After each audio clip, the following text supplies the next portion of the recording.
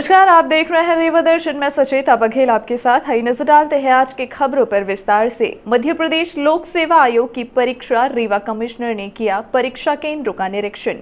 संभागीय मुख्यालय में आयोजित परीक्षा के लिए 29 परीक्षा केंद्र बनाए गए हैं। मध्य प्रदेश लोक सेवा आयोग की प्रारंभिक परीक्षा तथा वन सेवा की परीक्षा संभागीय मुख्यालय में 29 परीक्षा केंद्रों में आयोजित की गई। रीवा संभाग के कमिश्नर अनिल सुचारी ने विभिन्न परीक्षा केंद्रों का भ्रमण कर परीक्षा का जायजा लिया। कमिश्नर श्री सुचारी ने शासकीय मार्तंड विद्यालय क्रमांक 2 तथा बाल भारती हायर सेकेंडरी स्कूल परीक्षा केंद्र का निरीक्षण किया। कमिश्नर ने केंद्राध्यक्षों को निर्देश देते हुए कहा कि लोक सेवा आयोग के निर्देशों का पूरी तरह से पालन करते हुए परीक्षा संचालित करें। परीक्षा के निर्देशों की विद्यार्थियों की पूरी जानकारी दे दें। सभी केंद्रों में शांतिपूर्वक परीक्षा संपन्न हुई। निरीक्षण के समय कलेक्टर मनोज पुष्प, पुलिस अधीक्षक नवनीत भसीन, डिप्टी कलेक्टर संजीव पांडे तथा उप संचालक सतीश निगम उनके साथ रहे। सुपर स्पेशलिटी हॉस्पिटल में सर्वोत्तम उपचार सुविधा दे, यह बात बैठक के दौरान कमिश्नर ने कही। रीवा संभाग के कमिश्नर अनिल सुचारी ने सुपर स्पेशलिटी हॉस्पिटल में आयोजित बैठक में अस्पताल की व्यवस्थाओं की समीक्षा की। कमिश्नर ने कहा कि सुपर स्पेशलिटी हॉस्पिटल में बहुत कम समय में आम जनता को उत्कृष्ट उपचार सेवाएं देकर उनका विश्वास जीता है। अनेक गंभीर रोगों का यहाँ सफलतापूर्वक उपचार हो रहा है। कई जटिल ऑपरेशन यहाँ के कुशल डॉक्टरों ने सफलतापूर्वक संपन्न करके रोगियों को राहत दी है। छोटी मोटी कमी के कारण अस्पताल की व्यवस्थाओं पर प्रश्न चिन्ह लगते रहते हैं। अधीक्षक अस्पताल की व्यवस्थाएं ठीक रखे, दवाओं तथा आवश्यक उपकरणों की समय पर आपूर्ति सुनिश्चित करें। इनकी कमी के कारण यदि रोगियों के उपचार में किसी तरह की बाधा आती है तो उसे सहन नहीं किया जाएगा। दवाओं की आपूर्ति के लिए अनुबंधित संस्थाएं यदि समय पर आपूर्ति नहीं करती हैं तो उनके विरुद्ध ब्लैक लिस्टेड करने की कार्यवाही करें। दवाओं तथा उपकरणों की आपूर्ति के लिए वैकल्पिक व्यवस्था बनाएं। हमारा उद्देश्य रोगी को सर्वोत्तम उपचार सुविधा देना है। इसमें किसी तरह की कमी होने पर संबंधितों के विरुद्ध कार्यवाही की जाएगी। बैठक में कलेक्टर मनोज पुष्प ने कहा कि अस्पताल के डॉक्टर तथा चिकित्सा कर्मी बहुत अच्छा कार्य कर रहे हैं। अस्पताल प्रबंधन को उपचार के लिए आवश्यक व्यवस्थाएं सुनिश्चित करना है। इसमें जो भी व्यक्ति बाधक बनेगा उस पर कार्यवाही की जाएगी। दवाओं की आपूर्ति के लिए हर महीने मांग के अनुसार व्यवस्था रखें। कम से कम 3 माह की दवाएं तथा अन्य केमिकल स्टोर में भंडारित रखें। संबंधित विभाग के डॉक्टर की मांग के अनुसार उसे उपलब्ध कराएं। दवाओं तथा अन्य उपचार सामग्रियों की व्यवस्था करने की जिम्मेदारी अस्पताल के अधीक्षक तथा स्टोर प्रभारी की है। डीन समस्त व्यवस्थाओं के समन्वय और निगरानी सुनिश्चित करें। यदि कोई व्यक्ति लापरवाही बरत रहा है तो उसे नौकरी से बाहर करने में देर ना करे। अस्पताल की व्यवस्था को बिगाड़ने का जो व्यक्ति प्रयास करेगा उसे दंडित किया जाएगा। बैठक में dean doctor Naresh Bajaj, doctor BT Tripathi तथा अन्य चिकित्सा अधिकारी उपस्थित रहे। नगरीय निकाय चुनाव को लेकर नामांकन की प्रक्रिया हुई पूरी। अंतिम दिन बड़ी तादाद में लोगों ने दाखिल किया नामांकन। नामांकन दाखिल करने के लिए एक दिव्यांग व्यक्ति भी ट्राईसाइकिल लेकर कलेक्ट्रेट नामांकन दाखिल करने पहुंचा और नामांकन दाखिल करते हुए महापौर बनने का दावा भी किया। गत शनिवार को कलेक्ट्रेट स्थित नामांकन दाखिल करने का अंतिम दिन था, जहां बड़ी तादाद में चुनाव लड़ने वाले प्रत्याशियों ने नामांकन दाखिल किया, जिसमें बजरंग सेना, बसपा समेत अन्य निर्दलीय प्रत्याशी शामिल रहे। बसपा ने रीवा से महापौर पद के फल सब्जी विक्रेता संघ अध्यक्ष RD कुशवाहा को अपना प्रत्याशी बनाया है, तो सामाजिक संगठन बजरंग सेना ने एडवोकेट देवेंद्र शुक्ला को रीवा से महापौर का प्रत्याशी बनाया है। वहीं नामांकन दाखिल करने अंतिम दिन एक दिव्यांग व्यक्ति भी ट्राईसाइकिल को लेकर कलेक्ट्रेट पहुंचा और नामांकन दाखिल किया। साथ ही उसने अपनी जीत के दावे भी किए हैं। अब ये वोट के प्रतिशत तो कितना होता है ये नहीं कह सकते। आप कितने वार्ड हैं यहाँ पर और उन वार्डों में कैसे भ्रमण करोगे आप? ये 45 वार्ड लगभग 45 वार्ड में कोई ऐसी गली न होगी कि पहुँचेंगे तो न जानते होंगे कि कहाँ किस स्थान पे रहता हूँ। कैसे लोगों से वोट मांगेंगे, क्या बोलकर? मेरा तो प्रथम मुद्दा यही रहेगा, ये तो आने जाने के मोहल्ले के रास्ते की अतिक्रमण की गलियाँ है। ये पहला मेरा मुद्दा यही रहेगी कि वो रास्ता को नाली के ऊपर, नाली में निर्माण हो रहा, प्रशासन सुस्त है। विकलांग यदि चले तो उसके लिए 4 चक्के की गाड़ी आ जाए तो ट्राईसाइकिल नहीं निकाल सकता। पैसा कितना जमा किया?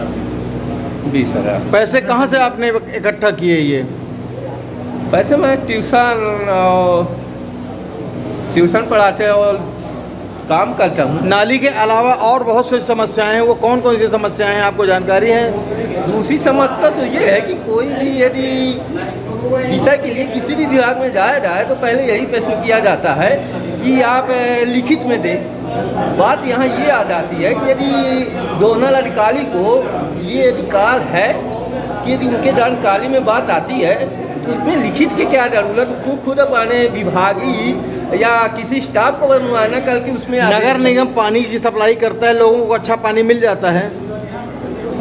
बिल्कुल नहीं। इसलिए नहीं कि मैं नाली की जो सफाई की जाती है अब ताज़ाएँ करके की जाती हैं। अभी भी जनता की सेवा ही, समाज सेवा ही उद्देश्य रहेगा, नेतागिरी बिल्कुल उद्देश्य नहीं रहेगा बजरंग सेना का। जनता की सेवा करने का एक माध्यम, जिस माध्यम से जनता की सशक्त तरीके से सेवा कर सकते हैं उस माध्यम में गए हैं, लेकिन जब समाज सेवा ही बजरंग सेना का उद्देश्य उसके बाद भी रहेगा। शासन है, सत्ता है, संगठन है, कैसे आप लड़ाई लड़ेंगे महापौर के लिए? सत्ता संगठन लड़ाई जनता से लड़नी है, जनता को अपने विजन देना है, जनता से वो लेना। सत्ता संगठन तो हमेशा रही है और रहेगी। नगरीय निकाय के नामांकन पत्रों की जांच 20 जून को।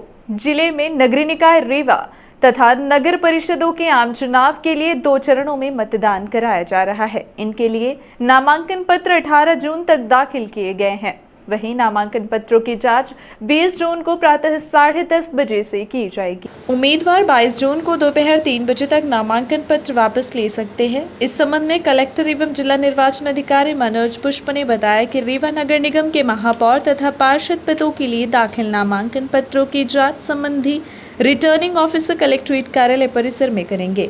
सभी नगर पंचायतों के पार्षद पदों के लिए दाखिल नामांकन पत्रों की जांच संबंधित नगर पंचायत में रिटर्निंग ऑफिसर द्वारा की जाएगी। महाकौशल प्रांत का 2 दिवसीय अधिवेशन संपन्न। बतौर मुख्य अतिथि विधानसभा अध्यक्ष रहे मौजूद। अधिवेशन के माध्यम से समाज को नई दिशा एवं समाज को मुख्य धारा से जोड़ना तथा भारतीय परंपराओं के अनुसार लोगों को जागरूक करना मुख्य उद्देश्य। महाकौशल प्रांत का 2 दिवसीय अधिवेशन रविवार को स्थानीय होटल लैंडमार्क में संपन्न हुआ।